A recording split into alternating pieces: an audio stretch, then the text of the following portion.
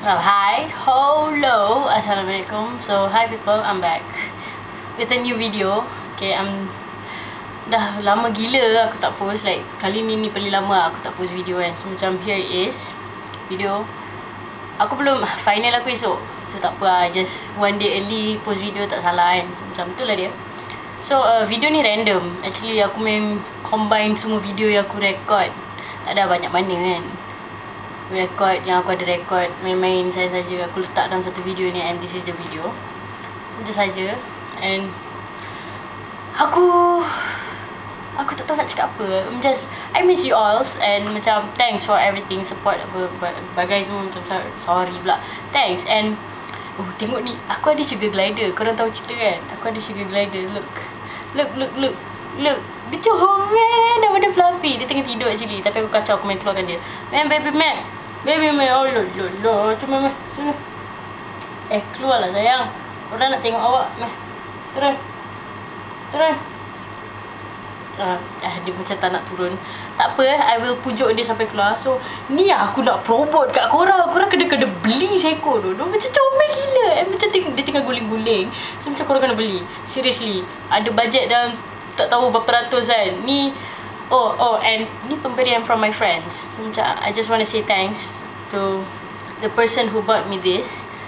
Sangat-sangat thank you. Sangat-sangat menghargai pemberian anda. Dan saya sangat-sangat sayangkan awak sebab awak belikan saya benda ni. Bukan sebab awak belikan benda ni saya sayang awak. Saya memang sayang awak kan. Thanks lah. Sebab entah macam this is the precious gift ever lah kan, from a friend. So macam thanks. And tu lah aku nak promote. Korang kena beli ni tau.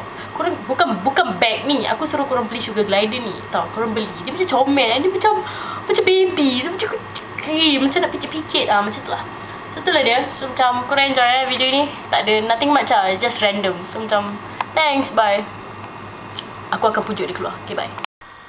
So here are my cats. Kitty,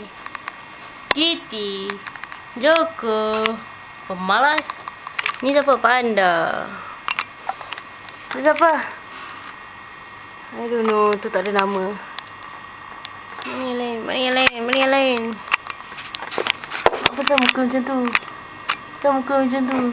Pemalas. Nama dia Joko and dia pemalas. Dia pun pemalas juga, nama dia Kitty. So, okay dah, bye. Tengok betapa mengadanya si Joko. Tolong lah. Main Joko, main. Gemuk ni. Percaya lah, make gambar saya lah mama. Panda. Baby mama. Geram. Kitty sayang. Awak panda bukan Kitty. Ingat comel apa? We are now in IKEA. Okay, yes. Nas is gonna surf.